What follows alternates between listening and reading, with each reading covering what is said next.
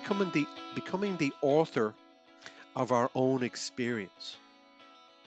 So it's authorship. So we're writing our own story, but we're in charge of it. Isn't that how powerful is that, right? So again, like we're coming back to like true self stuff. The analogy that I have with autonomy is freedom. So that's the free part is Nice. what resonates the most. And Because the other part of autonomy is living in the here and now and not in the elsewhere, the past or the future.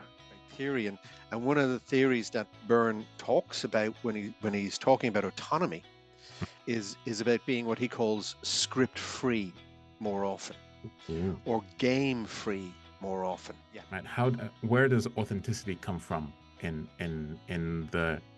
our search of autonomy? Yeah. I wanted to keep the intrigue. The intrigue. Well, Hi, everybody. Welcome to OKEveryday, a podcast about transactional analysis, or TA, and its application. The core belief and basic philosophical position of TA is that I'm okay and you're okay. But we've all experienced times when we felt not okay, when we questioned ourselves, we questioned others in a negative and self-critical kind of way. That limits us from experiencing life to the fullest. That's why myself, Alexi, and Jason, a pro in transactional analysis, will dive into how to make us closer to being and feeling okay every day. Interested? Come join us. Hello, everybody. Hi, Jason. hello, Ollie. We've got quite the topic to talk about today, have we not? As usual. As usual, we do. We have lots to cover today in this quite interesting topic. So, what is it, Ollie? What are we talking about today? So today we're talking about, and I'm going to pick one of the two words we're going to talk about because you're going to explain the difference. But we're going to start with autonomy, Autonomy. which is one of the outcomes for transaction analysis. So, Jason, what is autonomy? Yeah. And just for the listeners, the other word is going to be authenticity. Oh, I wanted to keep the intrigue. The intrigue. Well, I burst the bubble there, folks. My apologies.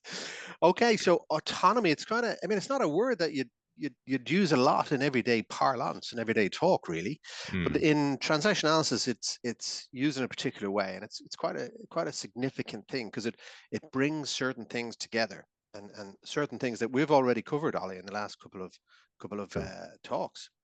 So I'll go back again to Eric Byrne because he's the main guy behind a lot of this. And of course, it has evolved since him, but it's always good to go to the source. So what does Mr. Byrne say about autonomy? Well, he says the attainment of autonomy is manifested by the release or recovery, right? Which I really like, release or recovery of three capacities: awareness, spontaneity, and intimacy. Right.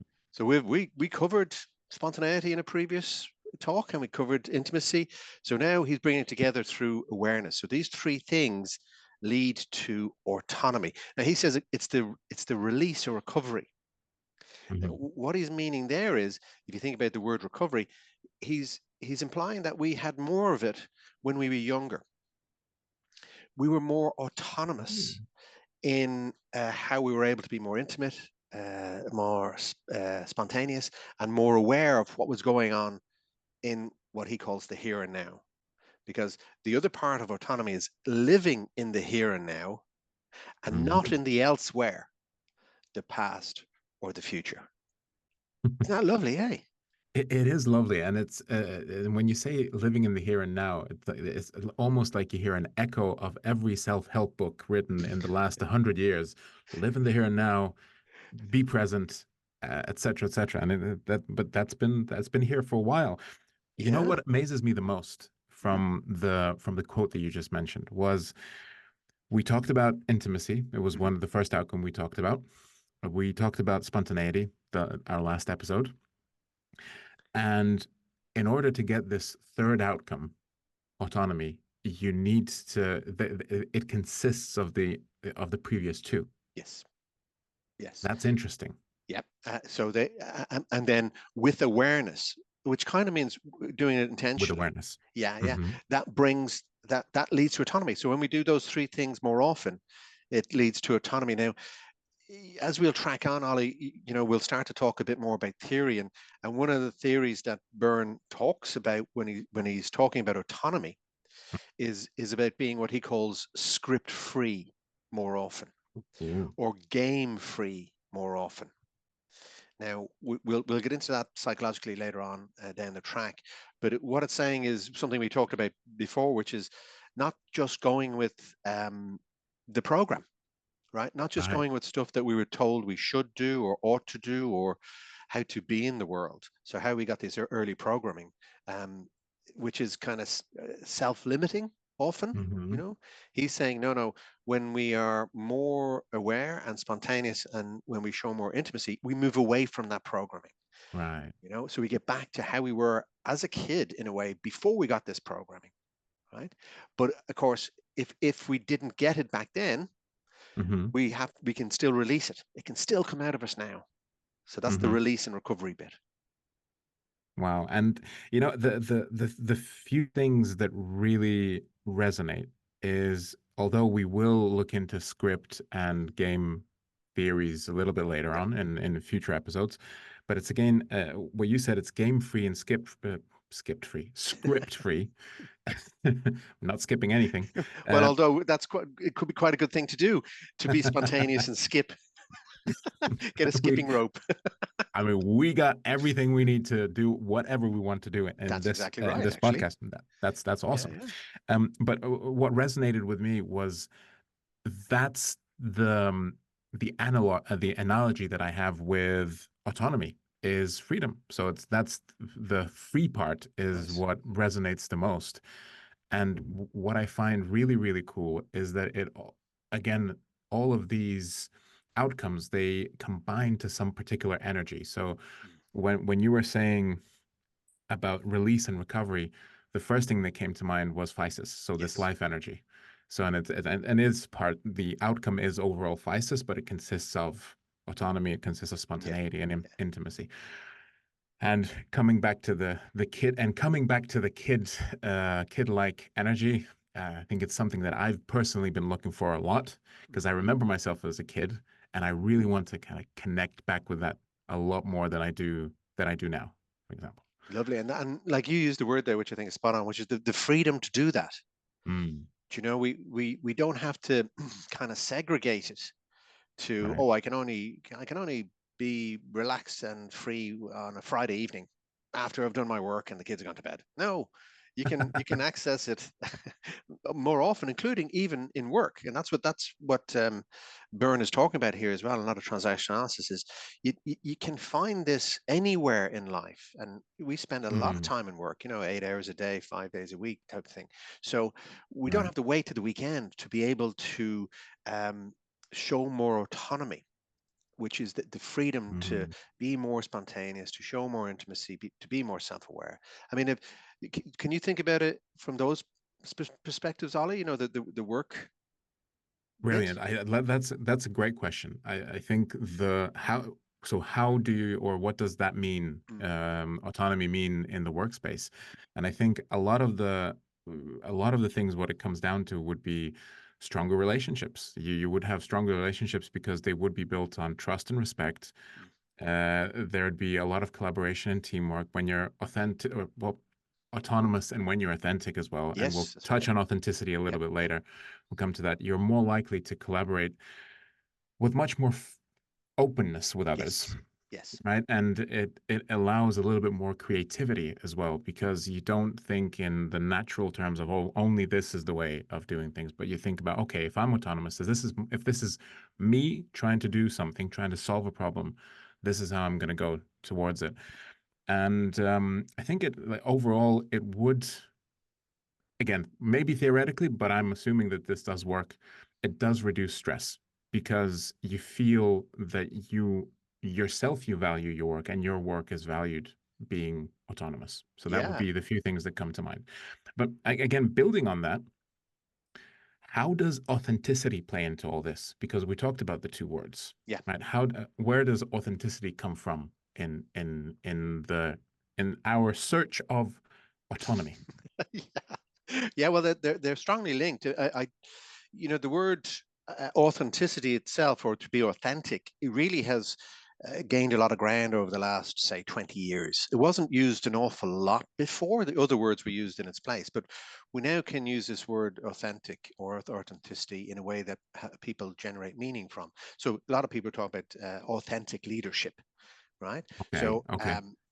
and I think it strongly is connected to autonomy, right? So Mm, if somebody is more autonomous in how they are being as a leader, they are showing more authenticity. And authenticity, by the way, if you look, or to be authentic, if you look up the definition, means to be genuine, right? mhm. And not a copy. That's what it means. And I think that makes perfect sense. So, if we're thinking about past programming in terms of the way we were told to be and not be and how to get on, well, that's sometimes a copy of previous generation stuff that's kind of just been handed down and handed down.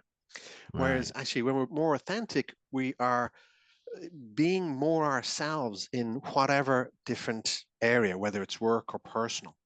And as you said, Mm, Ollie, to have the freedom to do more of that, mm. to be more open, to be more honest, to be more genuine in our kind of interactions with others. So that's So where I think beautiful. being authentic and authenticity fits with autonomy. Because if you look at the opposite, what's the opposite of autonomy? Well, it's not being aware or self-aware, right? Hey, It's not showing any intimacy. It's not being spontaneous. It's holding back, right? So when we're doing those things, we're not being authentic, right? Does it no, make sense? and it doesn't make me feel good as well when you said Right. not authentic, not spontaneous, not Yeah. that. Ooh, it's Oh, like it's getting yucky. it's like the physis is getting Ooh, it's getting trapped and trapped and trapped. And that's unfortunately what happens is when we're trying to copy, when we're trying to copy something and we don't know why we're copying it, we're not being our authentic self. And I think when we slow down and tap into it, we'll find actually there's lots of great stuff within us that is connected to physis and growth. Doesn't mean you have to get right. everything right. You know what I mean? We're not perfect, but it's about, being open to that. And it does fit in well. So autonomy and authenticity, because again, I'd say it from a perspective of understanding just the words themselves. Mhm. So not necessarily the meaning of that transaction analysis puts into them. But if you think about autonomy, yeah, I already mentioned it feels like freedom, right? So it feels like Yeah. the freedom of choice, freedom of being everything, and authenticity feels like self. So the autonomy, so freedom to be self, basically, is the way I see it. And again, if we take the topics that we touched on in our previous episodes, it's the freedom to be self and respectful. It's the Yes. freedom to be self and having fun with it and having fun with others and just not really putting that into some kind of box. Yeah. Yeah. And getting But getting some good work done too, right? yes, yes, As recognition. We're here to do stuff together, guys. So let's work together. And how can we do that? So that the more open we are and the more collaborative, as you were saying, the more we can get stuff done, the more we can build trust and respect and achieve greater results. right. That is true. Did you have another quote lined up for us? Yeah, I looked at because obviously stuff has evolved since Mr. Byrne back in Hmm. in the 50s and 60s. Um, so another guy called Claude Steiner, he did also talk about freedom from script. So it's similar. Um, then there's a guy called Keith Tudor, and I quite like his because he says it's the ability to live our life through integrating adult. Now, we'll talk about the adult Okay. ego state later on down not that far away, actually, in one of the upcoming episodes. But we all have this part of ourselves that we can learn and grow and just allow it to grow through real experience Hmm. without being critical or without overly judging, just realizing, oh, that's something I didn't know, but now I know. And that's kind of the adult at work there. And when we're continuously integrating adult, we're allowing ourselves to continuously learn forever, for as long as we're alive. to just keep on learning and updating. And if there's any kind of stuff that's challenging the program, well, that's interesting, isn't it? So let's figure that one out and kind of go from there. And then another person, Ken Meller, talks about the capacity for integrity as another Okay. version of autonomy. So again, like, we're coming back to like true self stuff is the way that I would see it. And then finally, there's actually, I don't know whose quote this is, but it says, becoming the author of our own experience. So it's authorship. So we're writing our own story, but we're in charge of it. Isn't that how powerful is that, right? Wow. Can you say that, author of your own? Becoming the author of your own experience. Author. Right? It's so powerful that the author decided to remain unknown. Yeah, I need to credit somebody with that. So I need to find out who said that and I mean, give you're them the right. proper Again, recognition. I'll put it in there. You're writing a book, Yeah, just in case if you want to credit. I think I think I need to actually, to be quite honest, again, just steal other people's quotes. That's plagiarism. That's not being authentic, right? But somebody else's quotes. By the way, to all our viewers and listeners, one of the things I wanted to say as a small advertisement of our of the way we're growing as OK Everyday is that we also have a podcast. So we have a podcast on Spotify, and if all those episodes that we have before are there, and the new episodes are going to appear there as well. So that's another platform you can follow and listen to us on. And we're kind of very excited about it. We are.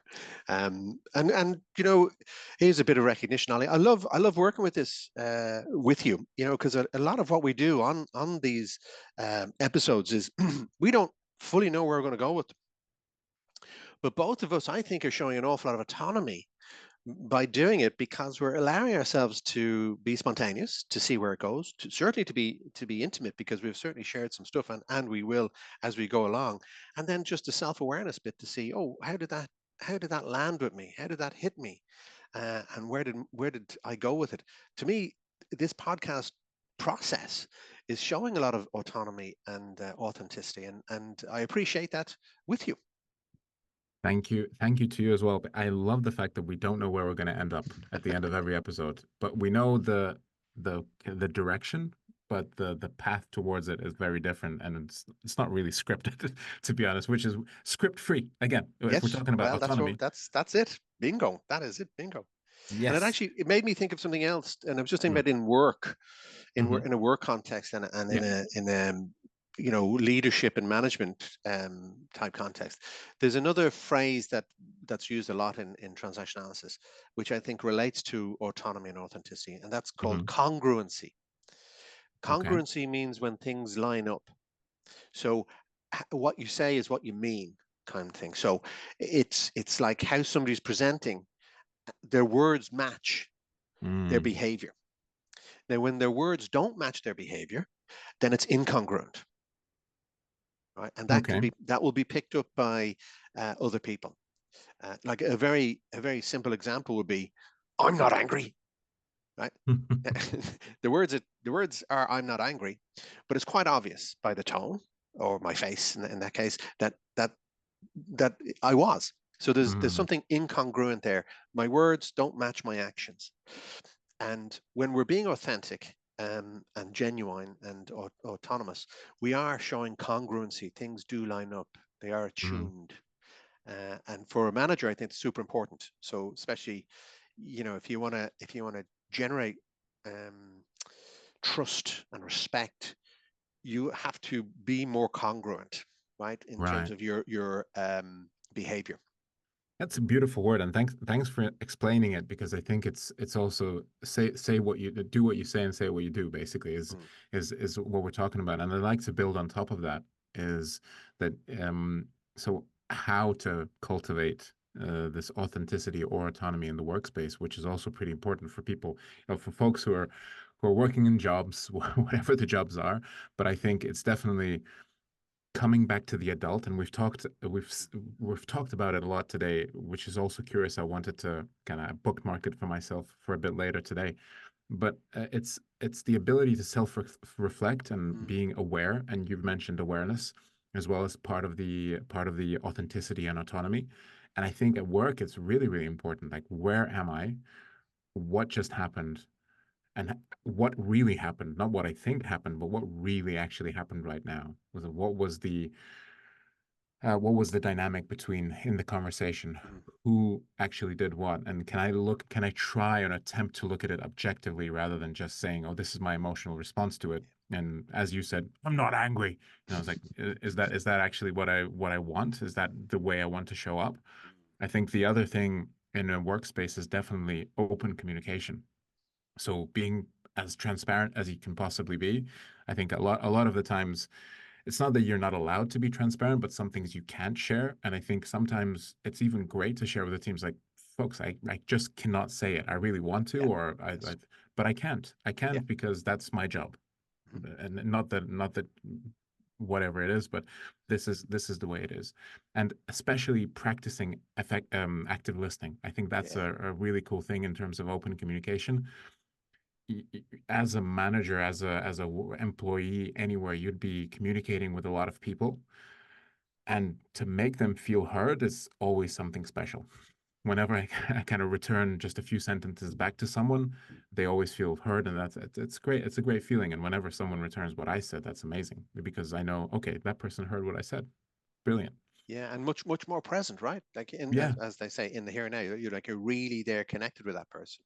You do care about what they're saying, and you want them true. to get that you care and you're listening. So absolutely, and again, of course, that transfers over into personal relationships too.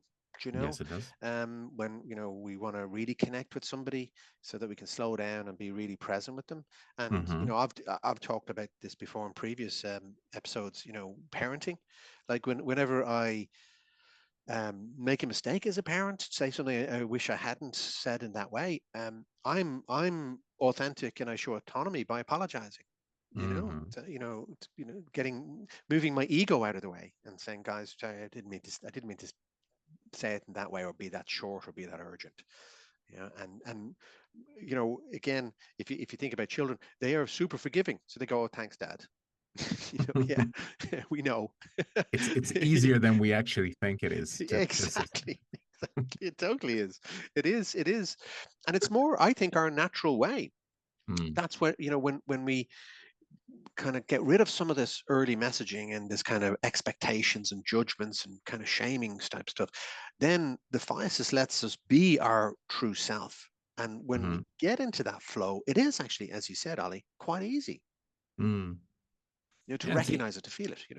it definitely. I also saw it with my son. Sometimes it's so easy just to say, "Oh, you know what? Sorry, I didn't. That's not what I wanted, or not what I intended." Versus when, for example, I'm tired, or just got a lot of things in my head. Sometimes in that moment, Yeah. it's not easy. Yeah. So when I'm limiting the physis, right? So when I'm not in the physis state, I'm just kind of, no, everybody go away. But in fairness, I don't know if my kids will ever forgive me for my dad jokes. But I'm not going to stop them because that's an authentic part of me. Is I like dad jokes. Feel that dad jokes are a long play. So they'll learn to appreciate them in 10 years. And it's like, our dad was cool. Yeah, he actually was a funny guy. I didn't know it at the time, but on hindsight,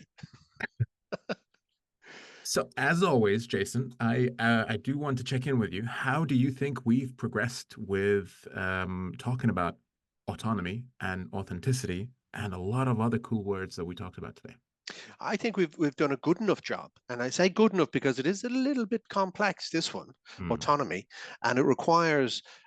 This is like a light touch, okay. because as we track on and get more into the theory, like stuff like script and game theory and the parent, adult, child, and ego states, a lot of this stuff will make even more sense. But I think, just as a concept, I think we've done enough today for the listeners to kind of at least maybe take away and start to mull over and be Mhm. curious about. What do you think, Holly? Well, I'd like to say the few things I'm taking away from today, and when we're talking about authenticity and autonomy. And I know it sounds like just me translating the words into my own language and meaning, But the autonomy piece is about freedom of choice. I think freedom of choice and being able to make the choice, whatever the choice it is, but it comes from a desire internally. And the authenticity piece is more about just being able to choose myself. And in a wide amount of people, I think the self is really, really open and kind to everyone else. So I think that's what I'm taking away. So the freedom of choosing yourself, and that self will always help everyone else unlock their selves. Well, and again, if we loop back to one of the foundational principles, which is I'm okay, you're okay. Mm-hmm. So whenever we're being authentic and showing autonomy, we are considering the other person, in an okay way. So when I'm sharing myself and how I feel and my thoughts, I'm balancing it up, and it is coming through the adult, as we talked about. So it's nicely. I'm taking care of myself and taking care of the other person in those transactions, in those kind of connections. That's a great connection. And I think we've talked about the adult a little bit. We've talked about the child ego state a few episodes back, or last episode. And just as a sneak peek for the listeners and the viewers, is we're going to be tackling ego states Yes. in the upcoming episodes. And if you don't know what that is, then tune in, because we will tackle that. Jason, huge thank you. Everyone who's listening, thanks for being with us. If you like the video, hit the like button, subscribe to our channel. If you have any questions, use the comment box below. And another reminder is we have a Spotify podcast, so you can listen to us there if you really, really want it. We'll leave the link down in the comments, in the description section. Thanks for being with us, and stay okay Every day.